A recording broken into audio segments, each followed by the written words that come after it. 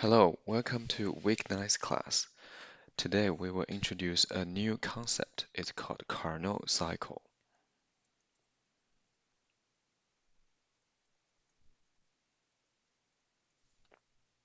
Carnot cycle is used to describe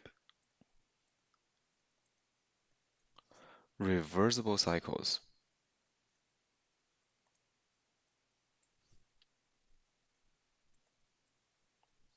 operating between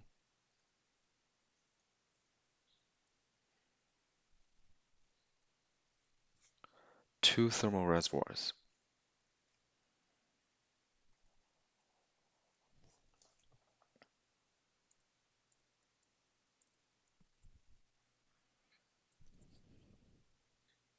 What is a thermal reservoir? Thermal reservoir is something that is big enough, even if there is heat transfer, the temperature still doesn't change. So for example, the ocean. If you dump some hot water into the ocean, does the temperature of the ocean go up? No, it doesn't. So that is a thermal reservoir.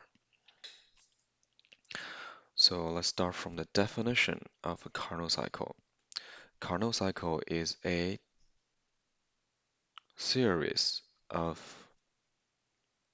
four reversible processes. Two of them are adiabatic,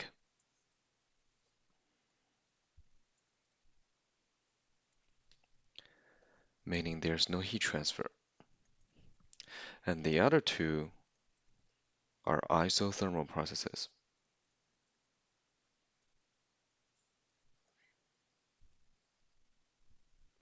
Isothermal means the process is at constant temperature, so there's no change in temperature. Delta T is equal to 0. That's the definition. How do we understand Carnot cycle? We will introduce two examples to help you understand Carnot cycle. The first one is the engine in a car. The second one is a thermal power plant. Let's start from the first one. The first example, closed system, Carnot engine. That's the first example under Carnot cycle. We think of the engine in your car as one example for this case. First of all, let's sketch the cycle. You provide heat, we call QH, to the engine, and then you convert as much as possible into mechanical work, W cycle, which you use to drive the car. And the second law of thermodynamics tells us you have to lose heat. So QC goes to the environment. And we have a conservation of energy equation. Total energy going in, QH, must be equal to total energy leaving. That's QC plus W cycle. Okay, this is a closed system.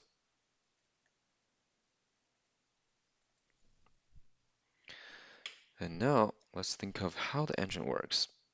The engine usually has 4 strokes. So for a Carnot engine, it also has 4 steps too. The first one, we call it 4-2-1. We have a piston cylinder assembly here.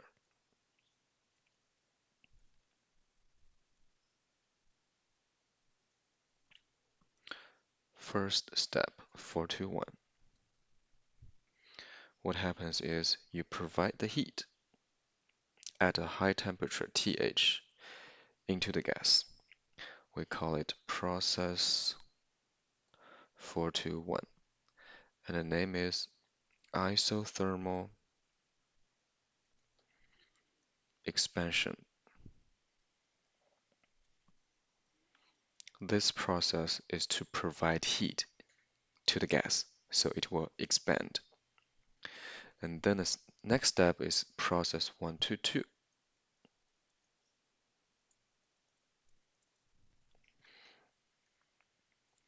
After you provide heat to the gas will expand, pushing up the piston. This is the gas, and this is process 122. The name for 122 is adiabatic expansion.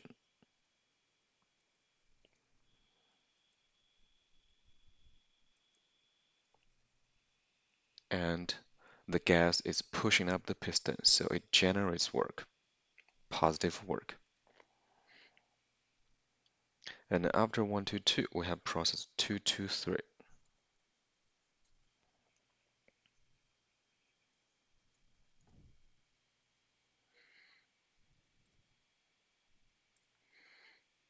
What 223 does is to push out the exhaust and suck in the new mixture.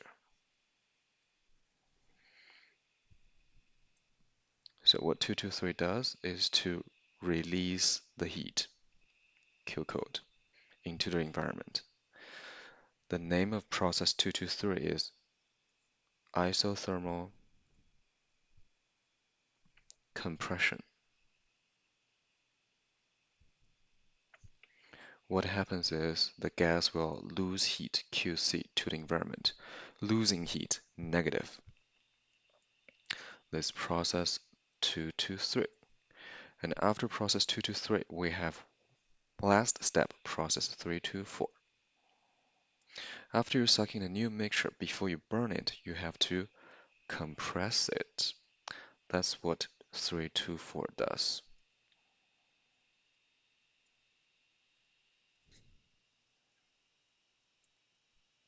Process 324. Because process 223 is to push out the hot exhaust and suck in the new cold mixture. And before you burn it, which is 421, we have to compress it. So 324 is this compression process. The name of this process is adiabatic compression.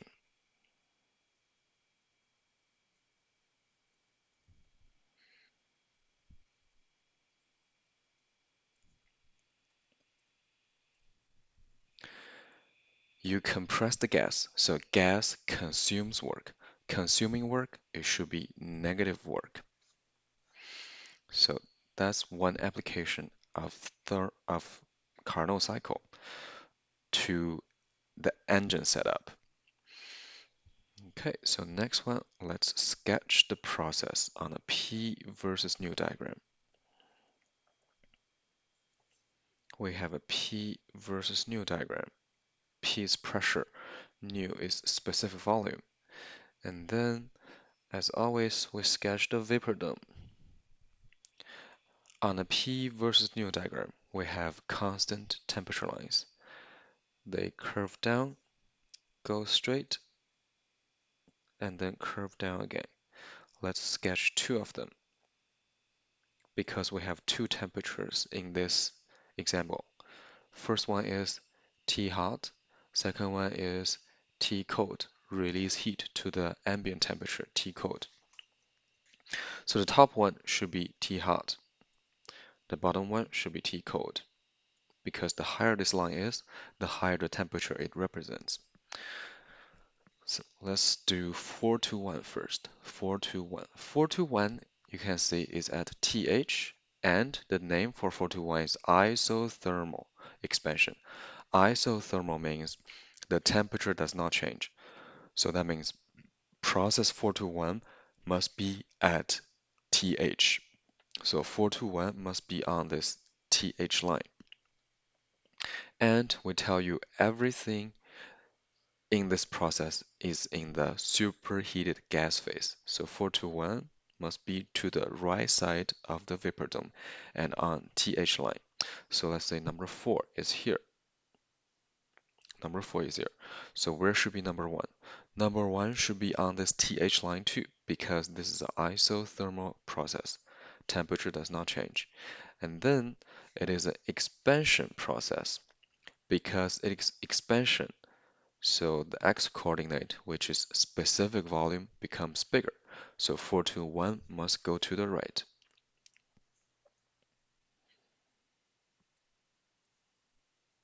We can call this point number 1. 421, go to the right. And then let's sketch 122. What 122 does is adiabatic expansion. Adiabatic means there's no heat transfer. Expansion, what will happen to my y coordinate pressure? If it is expansion process and there's no heat transfer, then pressure must go down. And then let's take a look at the x coordinate. How should specific volume change? Because it is an expansion process, so specific volume will become bigger. So y coordinate pressure becomes smaller, going down, and x coordinate becomes bigger, going to the right. So 122 should go down and to the right. 122 go down and to the right. It's a curve. 122 go down and to the right. And then let's sketch 223. 223 is isothermal compression.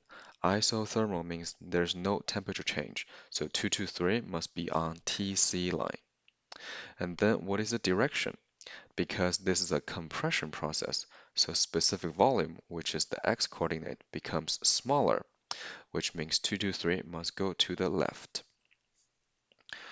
223 go to the left. Let's say this is where number 3 is. And we stop at superheated state. And then 324. 324 is adiabatic compression. Adiabatic means there's no heat transfer. So we have a compression process. What's going to happen to pressure? Pressure will become bigger. And pressure is my y coordinate. So this process must go up because pressure becomes bigger. And also because it is a compression process, specific volume, which is the x coordinate, becomes smaller. If the x coordinate becomes smaller, you need to go to the left. So 324 must go to the left and up.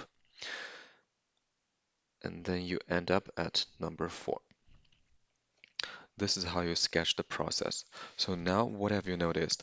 Everything is on the right side of the vapor dome. There's no phase change involved in this case. If that's the case, we don't even need to sketch the vapor dome anymore.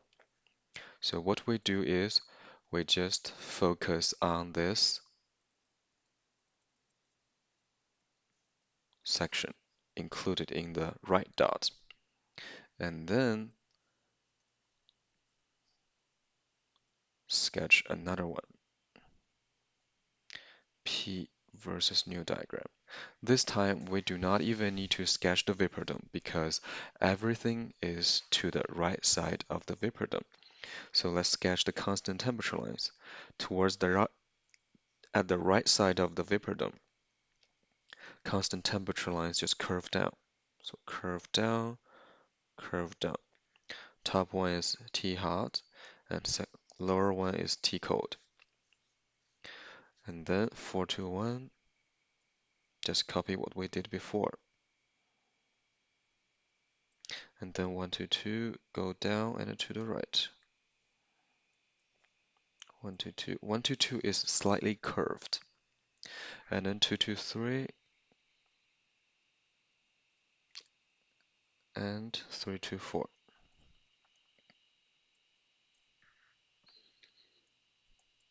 We just copy what we did before, but focus on the right side of the vapor dome because there's no phase change, so we do not need the vapor dome anymore. Okay, so this should be the diagram we use for a Carnot engine, the engine in your car. Next, let's further discuss about this diagram. Let's recall.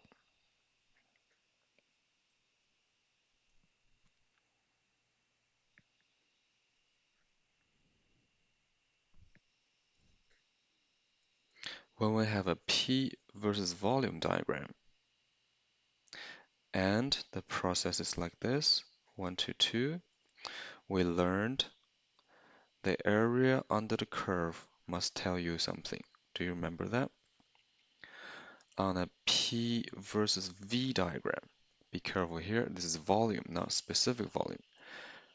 Area under the curve, 1 to 2, is equal to W, 1 to 2, the work. And then very similarly,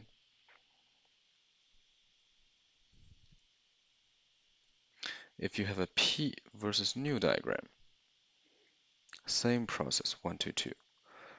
What does the area under the curve tell you?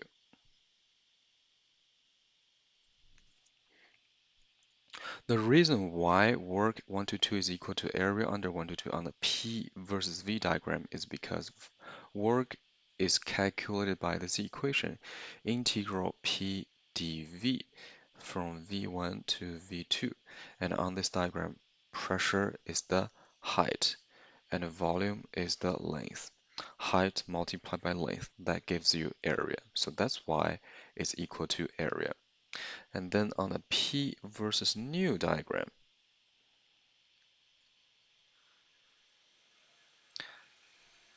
area under 1 to 2 is equal to integral P. The height is still P, but the length this time becomes nu. So it should be d nu. And from nu 1 to nu 2. What is the relation between nu and V? Recall, nu is equal to volume over mass. So now we can rewrite this equation to integral P dV, V1 to V2, divided by nu. And what is the numerator? The numerator from before is W1 to 2, divided by, divided by mass, volume over mass, divided by mass. So now our conclusion is, on a P versus nu diagram, area under 1 to 2 is equal to work per unit mass. Let's keep that in mind. And now, is it possible for us to find W cycle? W cycle, the work you can generate from the engine in the car in order to drive the car. Can we actually find W cycle on this P versus nu diagram, the one to the right? Is it possible for us to find W cycle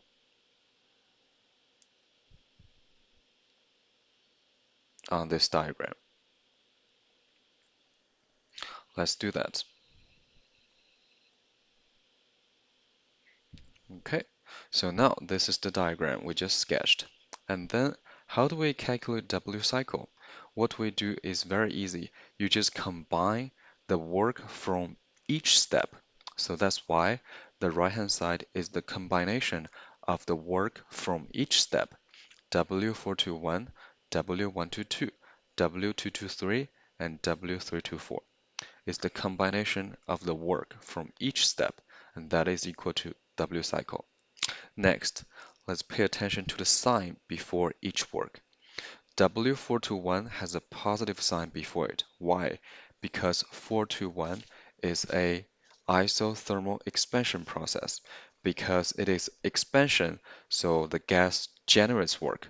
Generating work, positive. And then W122, the sign before W122 is a positive sign. Why is that? Because 122 is adiabatic expansion process.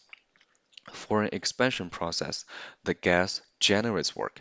If the gas generates work, it should be positive work.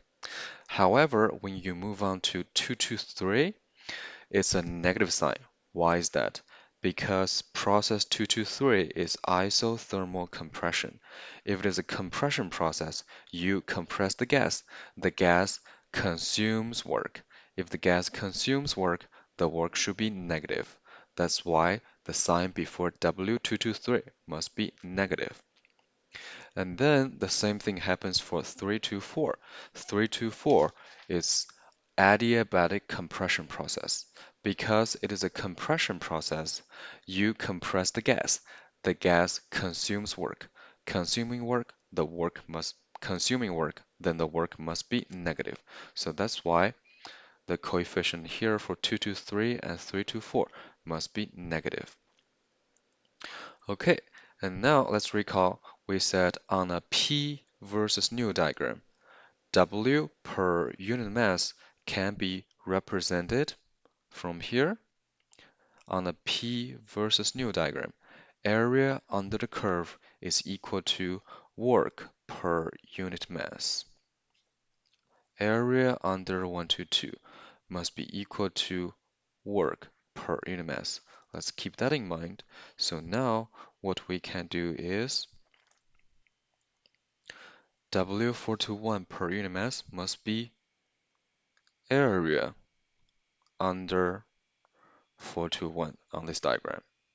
And then plus the second term, which is area under 122. Subtract the third term, which can be represented by area under 223. And then subtract the last term, which can be represented by area under 324. If we do that, and we will see what's going to happen. First one, W421 per unit mass can be represented by the area under 421, which is shown on this diagram in red, the red shade. Okay, next one, we perform addition plus W122 per unit mass, which is the shade in green, which is the green shade. So this is addition. And then minus W223 per unit mass, which is to subtract the area under 223, which is the blue part. So we have red plus green minus blue. We subtract blue from the area. This is what we have. Subtract 223. And then one last step, subtract 324, which means to subtract the area under 324. Area under 324 is shown in yellow. So we subtract the area under 324, which is the yellow part. And then what do you see? What is left is the area of the enclosure 4, 1, 2, 3, 4. So W cycle per unit mass on this diagram can actually be represented by the area of the enclosure 4, 1, 2, 3, 4. And we proved this from geometry. So now let's go back to our diagram and we can write down our conclusion. Our conclusion is area of the enclosure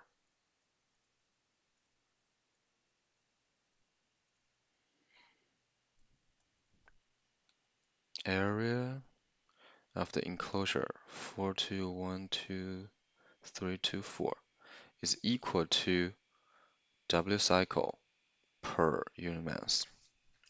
Area of the enclosure tells you W cycle per unit mass. The good thing about this conclusion is we can visualize how much work you can get out of the engine in order to drive your car. But there's a downside. What is the downside? Again, this is an irregular shape. There's no way we can actually calculate the area. In other words, there's no way we can find W cycle per unit mass. We can only visualize it, but we cannot find the value to it. Okay, so let's continue.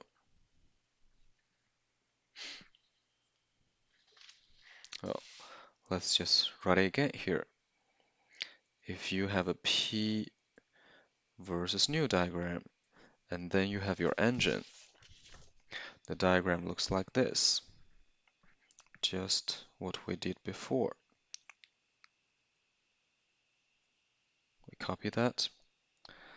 This is 421. This is 122 and 223, 324. Like we said before, area of the enclosure tells you one thing. And what is that?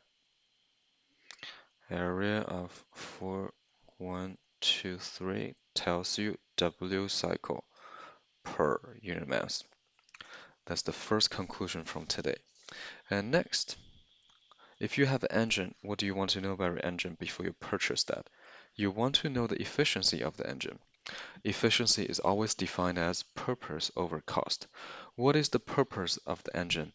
To generate mechanical work, W cycle. And what is the cost? The cost is the heat released from combustion, which is QH. And from energy balance equation, which we wrote here, we can rewrite W cycle. W cycle can be rewritten to QH minus QC. W cycle can be rewritten to QH minus QC divided by QH, so this becomes 1 minus QC over QH. And we know second law of thermodynamics tells us QC will never be equal to 0. You will always lose heat to the environment. So the second term, QC over QH, will always be a positive number. 1 minus something positive, it will always be less than 1. So that's why the efficiency of the engine will always be less than 100%. So next question is, if that's true, how high can you go? If the efficiency will always be less than 100%, then what is the maximum efficiency we can get? We give you the equation from before. It's 1 minus Tc over Th. Simply change Q to T. That will give you maximum efficiency. And we will prove this equation in chapter 6. Tc is the temperature of the environment. You lose heat to the environment. Th is the highest temperature in the cycle, which is usually the combustion temperature. Okay, and we know eta, actual efficiency, must always be less than or equal to eta max. The equal sign happens if the process is reversible. Okay, so now we're done with the first example under Carnot cycle. We talked about the engine in your car, which is a closed system.